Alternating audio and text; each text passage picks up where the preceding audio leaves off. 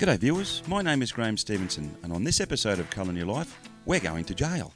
For the first time in the history of correctional facilities in Australia, Colour in Your Life has been given permission by the Commissioner of Corrections himself to enter a maximum security jail and film an episode of Colour in Your Life and also conduct a workshop. About 3 months ago, we were contacted by Jerome Broden, the Cultural Centre officer in the jail, to inform us that the inmates had been painting due to the fact that they had been watching the series on TV in the jail. One inmate described what was happening as a little like the library out of the Shawshank Redemption. After months of signing off on paperwork and arranging the team, we finally arrived in Junee in the Riverina in New South Wales and were escorted by a group of local Harley enthusiasts and also a number of the guards of the prison.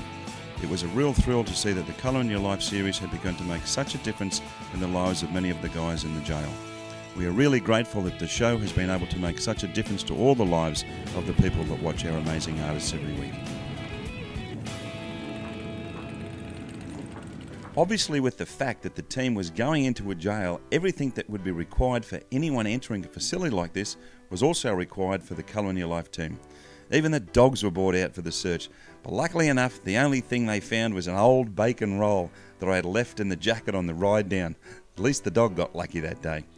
I then met the General Manager, Andy Walker, who welcomed us into the Junee Correctional Facility and who was also a very understanding and compassionate man when it came to the rehabilitation of the inmates.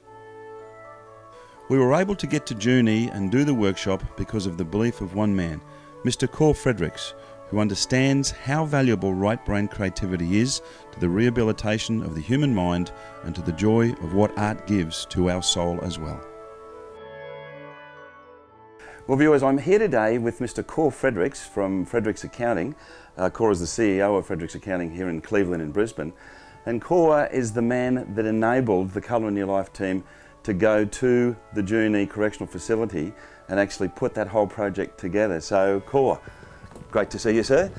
And welcome to Colour in Your Life. Thank you. So as a philanthropist for the arts, I mean, I know that Cor is a great supporter of artists and has been for quite some time. What's your motivation and your love towards the industry of art, and really what inspired you to really support us in the fact that we went to Junee? Well, I've always liked art since I was a little boy, and I've supported art since I've been in Australia since 1951. I've supported art ever since.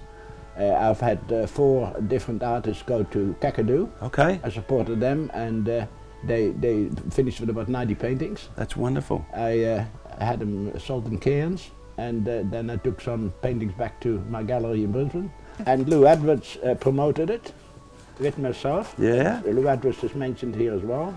Well, if the viewers want any of these books, they can give us a call as well. It's marvellous the fact that you really have the courage as a philanthropist, which is the way that I could describe this, to be able to want to be charitable enough to help other people.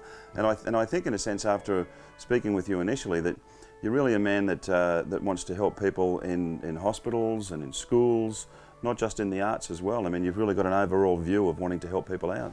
Rehabilitation is one of the things that art is very good at. Mm-hmm. Art for rehabilitation is good for inmates of prisons, for people that have accidents, people that can't walk anymore. Yes. They have a new lease of life by art. It's a new venue, a new way of living. Absolutely, and it's only by people like Cor that Colour in Your Life is able to continue to do what we do as well. I mean, we don't get any government funding by any means, but we're just really grateful, and thank goodness that there are men like Cor Fredericks in the world that enable us and many other artists and people in the creative industries to keep doing what they're doing. So we really applaud you, Cor, and thank you very much. My pleasure. Thank you. My pleasure. The team was fortunate enough to stay at the Chocolate Factory in Junee, an old flour factory that had been converted by Neil and Coral Druce. Channel 7 Prime News was there to document the evening and interviewed Neil and myself. The team worked with a number of local celebrities in a paint-off the night before, filming at the jail. Some of the artists involved had never picked up a paintbrush before, so the Colour in Your Life team guided the artists through with some basic techniques.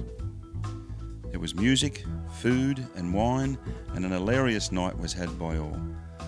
The artists had 2 hours to produce their masterpieces, and the Colour in Your Life team went around to each painting a half an hour before finish to put the final touches on what had been created. An auction was held at the end of the evening, and the paintings that were created were sold off to assist Ronald McDonald House, and over $7,000 was raised that night.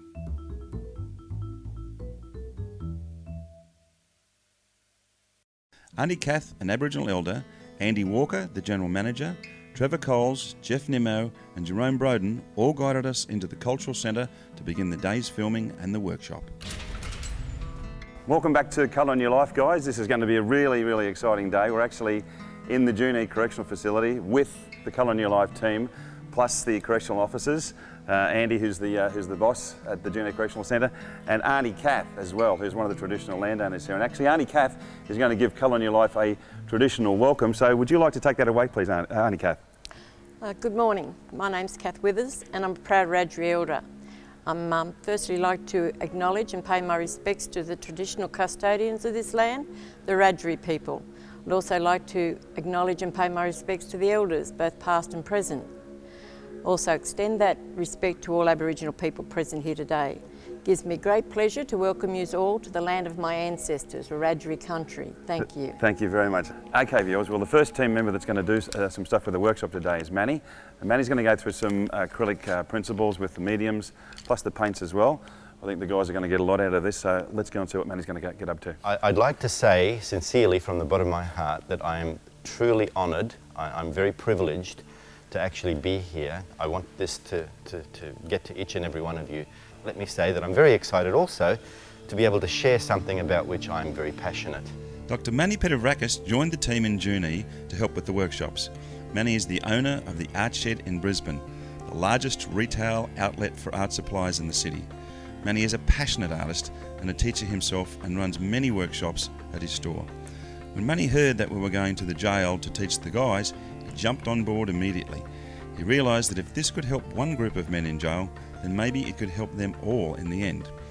Manny has been a great supporter of the Colour in Your Life series since we began, and Manny's philosophy is that he would rather prescribe creativity instead of medication to help people through their lives. He begins his session by teaching watercolour techniques with acrylics. True to watercolour technique, I thin it a little bit as I go down. If you let watercolour do its own thing, it will kind of paint itself. The secret to getting what you want is to learn how wet the paper is, how loaded your brush is with water and pigment. That way you'll learn how to control the effects. For instance, if you put watercolour paint on dry paper, you get very sharp lines, very like any paint. Whereas if you wet the paper first, like this is wet now, and I put a line of dark pigment on that, it kind of goes blur into the water. So if you want soft edges, that's how you do them. And it does it automatically in watercolour. So I'll show you. So that's wet down here. See how it's kind of softening the edges a little bit? If I did that on dry paper, it's much sharper. So that's one key little exercise to practice. Who knows what a glaze is? Okay, a glaze is just a very diluted, thin layer of colour. And in acrylics, when you make a glaze with water or the mediums, what you're creating is like a sheet of cellophane and putting it over the top. Now I'm thinking, I don't mind that, but I'd like an even redder appearance to the whole painting. So I might make a very thin glaze. I'm just going to do one half first to show you the difference. So you see how I've warmed up this half of the painting? I'm thinking, yeah, that's good, I want that. I can do it to the whole painting. So that's a glaze. And I haven't disrupted the underneath layers too much because they're already dry. Whereas if I did that much rubbing over a watercolour painting, I would mess it up and muddy it up a little bit. So there's an even more warm little landscape. You can go 4 or 5, 6 layers of acrylic glazes and enrich your painting. Now in this sequence, Manny begins to explain how to create an abstract work by starting with some basic pictures. He uses information that he has taken from one of the Australian art review magazines that have been supplied to the jail. He begins initially by using various tonal effects with charcoal, explaining to the men that the tones, even if they are just in shades, are still important in the makeup of the finished piece. He had already prepared a canvas with a basic wash over the top, using the Chroma interactive colours and his drawing, and depending on how detailed you get. I personally think it is always a great idea to prepare a drawing so that you can at least see your tones and source of light before you start.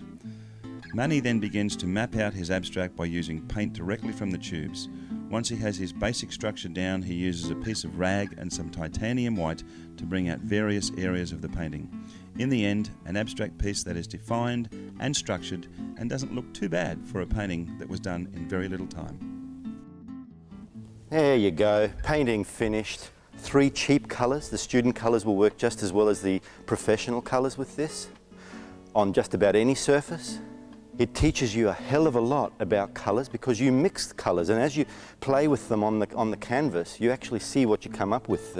You know, you mix this colour with, I can see that and I can see that, and you're learning the whole way. It's a ball of fun. I hope maybe one day we can do this again and I can share some more info. I hope it's been enjoyable. I'm sorry you haven't had a chance to have a go. If we have time later, happy to guide you through this again, but I'm pretty sure this sort of a thing you can do yourselves pretty easily.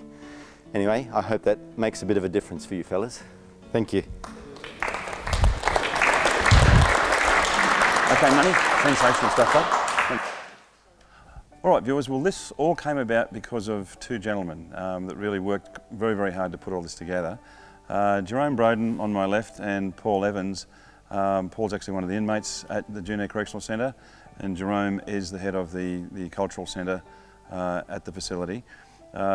Jerome contacted me about 3 months ago and actually told me what was going on down here, and Paul basically said that the Colour in Your Life series had been on and that the guys in the jail had started to paint because of the series. It's a little bit like the library out of the Shawshank Redemption. Jerome, how has this affected the officers and also the inmates in the facility? I think it's been very, very positive with the way programs and operational staff have been working together, as well with involving the community and with the inmates.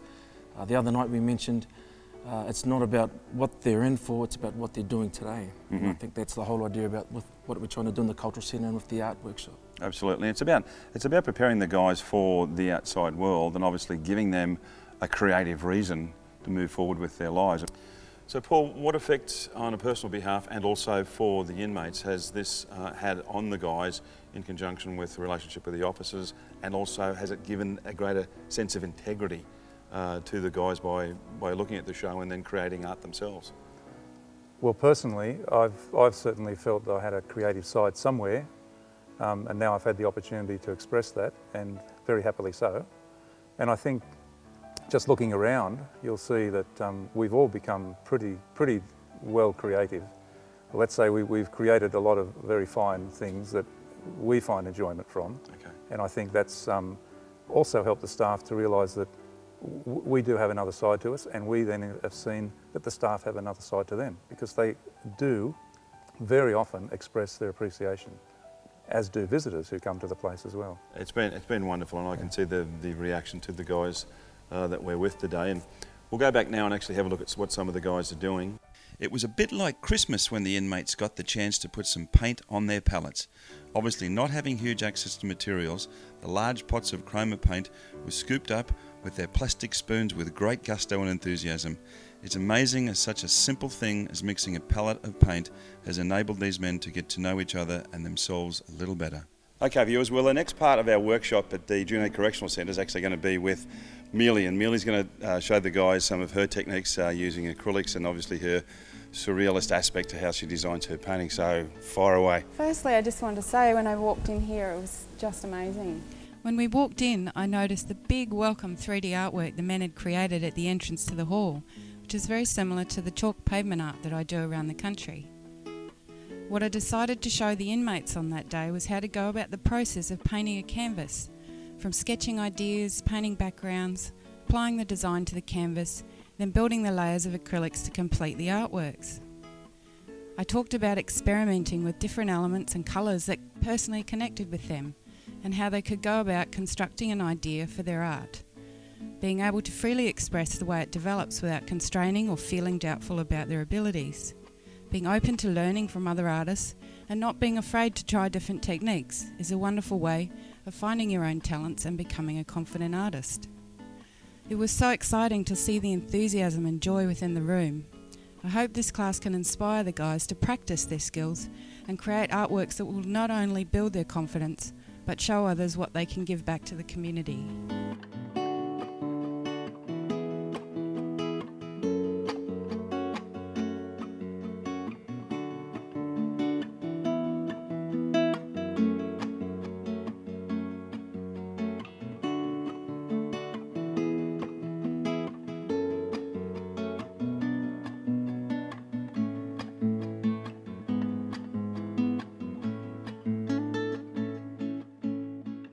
Even if you're starting without an idea of what you're actually going to paint, this is a really good exercise to just get your mind thinking about what it could be. Beautiful. You can use the rag to actually, if you use certain areas of the rag, you can use that to actually to scrape off some of the paint as well, to really give you a really blended effect. Yeah, but there you go.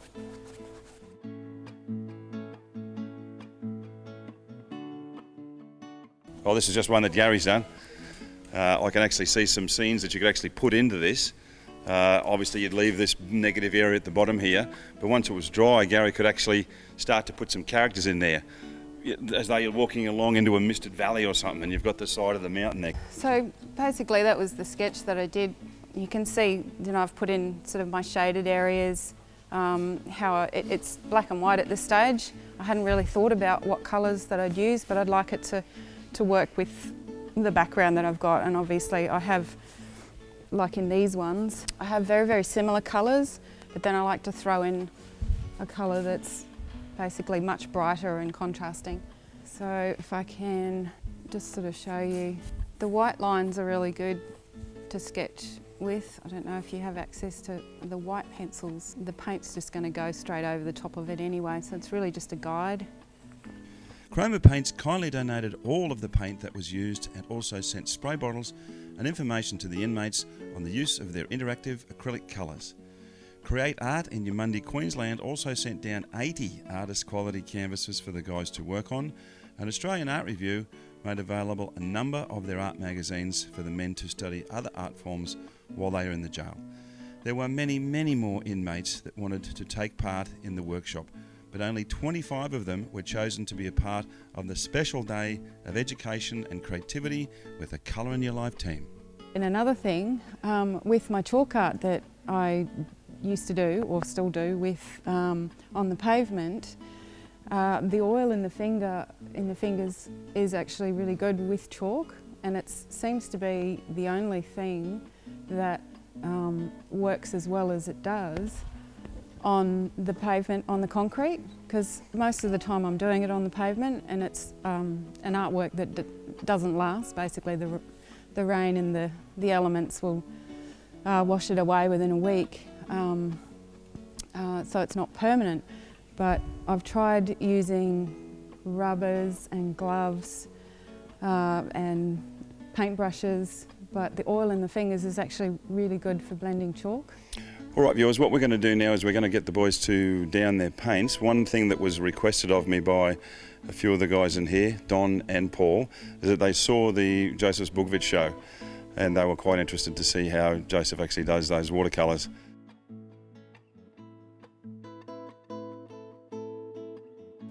The guys placed their finished backgrounds around the room so they could dry off. Then off we went to rearrange the room in preparation for the watercolour demonstration I was going to show them. I began to talk about the various techniques I was going to show them and explained about the watercolour paper we would be using, and also about the many and varied types of paintbrushes that are used in this type of work. Are the brushes you're using are Taklon bristle? Yes, some of them are.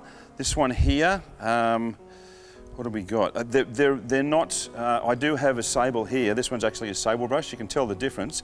From here I demonstrated mixing my various colours into ceramic pots. And then from there I proceeded to wet my background with water. I had already mapped out my drawing with a HB pencil, so I could see exactly where my water wash should go. So what I'm going to do now is I'm going to run my line across the top. Can you see how that's actually starting to come down now? Yeah. Okay, that's my dark colour. I've lifted, did you see what I did when I lifted the brush? I lifted the brush so that the actual pigment stays in the brush. A bit more white in there. So what I want to do is lighten it off now. Just put a touch of more colour in there, really sort of give it some atmosphere. And can you see that now? See what it's doing? More water. Because now I just want it to slowly make its way down. Now we're going to go to our buildings. But remembering I'm trying to create an atmosphere at the back. Like so. I bring it to the edge. And then just let it bring itself down. And can you see those really soft edges on the building now? As though it's in the distance.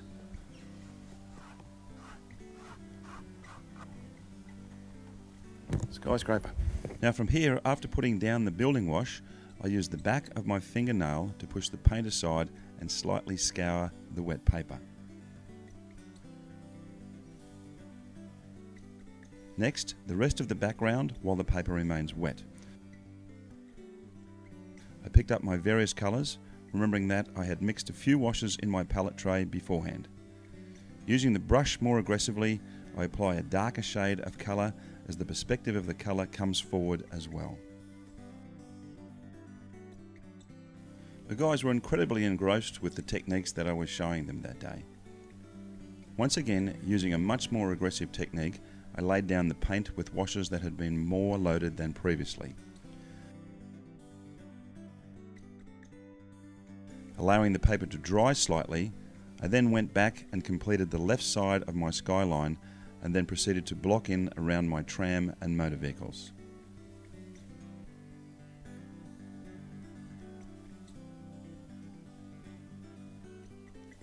Next, I used a drier brush to map in the outline of the trees, which began to give me a sense of depth in the scene. Using the spray bottle to re-wet the paper, I once again used the back of my finger to mark in the details. Just wondering, Graham, do you find that there's like a memory in the paper of the motion of the actual tip of the brush? Yeah, after a while, I mean, it's just simply a matter of doing it enough so that you understand. I mean, obviously, sort of just trying to copy what Joe's doing out of my head, and then him obviously working off a photo that he had. You know, you've got a much better perception of where you're going with it. But as you can see, this normally should not happen.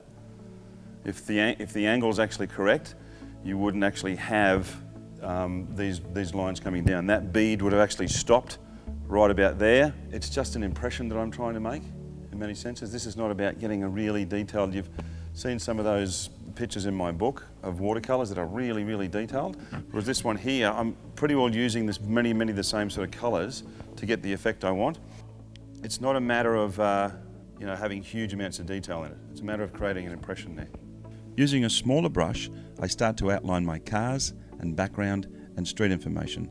It is important to understand that this was only a demonstration that I put together in an hour, whereas the day we filmed Joseph, the filming took most of the day, and he had much more time to outline his technique. Remembering part of the key elements of watercolour painting is controlling your washes and timing. This last bit was using a very wet area to run the colour down, to complete the shadows and the wetness of the road. Overall, I ended up with a good example of what it takes to put a basic watercolour picture together. With the amount of water you use on this, for your original sketch, are you using just a normal clay graphite type of pencil? I just used a HB. A HB? Yeah, you don't want to use anything like charcoal at all. HB is a nice solid pencil. Anything that goes beyond that, it gets too graphitey, and it can bleed into your painting. I mean, it's not an important part, particularly with watercolours like this. Well, the journey was almost over.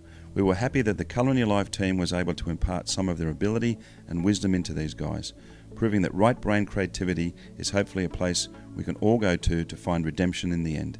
As Core Frederick said, rehabilitation through creativity is something that can help all manner of people, from inmates to hospitals to children and teenagers. Art can mend the soul of all if you choose to take the journey.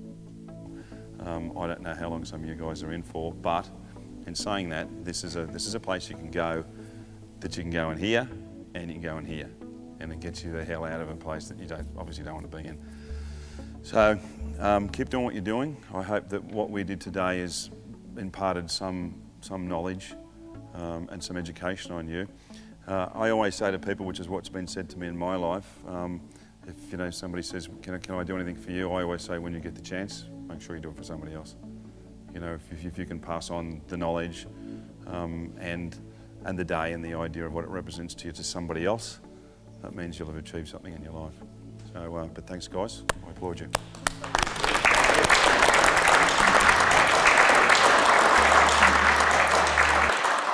All right viewers, a sensational day with an amazing group of men. Congratulations guys, it was really, really great what you did today. We've got some people that we really need to thank for getting us down here to Junee. Man on my right, Dr. Manny Predavrakis from the Art Shed in Brisbane. Thank you so much, Manny. Sensational stuff. Mealy, one of our artists, an amazing woman as well. Joe Fredericks, obviously Paul, the magnificent Sophia Stacey that's behind the camera right now. We love you, Soph. You've done a great job. I also want to thank Chroma for sending us the paints. They have always been behind us, just a great team of people. Also Create Art that sent down the canvases for the guys as well. Australian Art Review, the magazine, for being on board with us also. I'd also like to thank Jerome Broden, the man to my left right here. Now Jerome was the gentleman that put all of this together, got it all organised. This is a first. It's never been done in a correctional facility throughout Australia, and we hope there's many, many more to come. And last but not least, I would love to thank the man that actually got us down here, which is Mr. Cor Fredericks. If it wasn't for the belief that Cor had in changing people's lives because of the right thing and putting his money where his mouth is, thank you so much, Cor. You're a gentleman and a champion. But we're going to leave it at that. We've had a great time down here. We're going to start to head back north again. And there's one thing that we've got to say before we go, and that is remember... Make sure you put another in life. We'll see you next time, guys. Bye.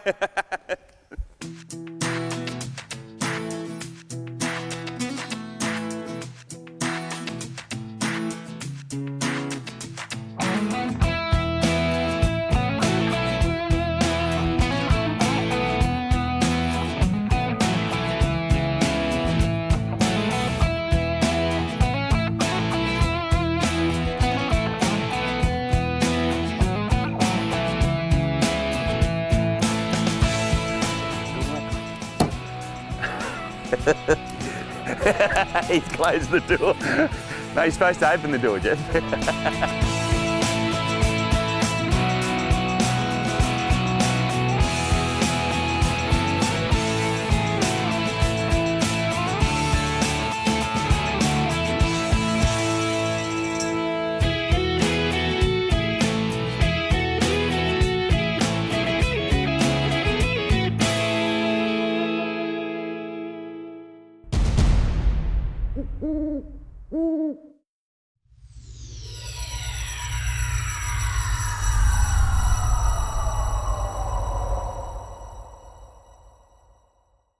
G'day viewers and welcome to Brisbane Art Expo. As you can see, it's been really successful.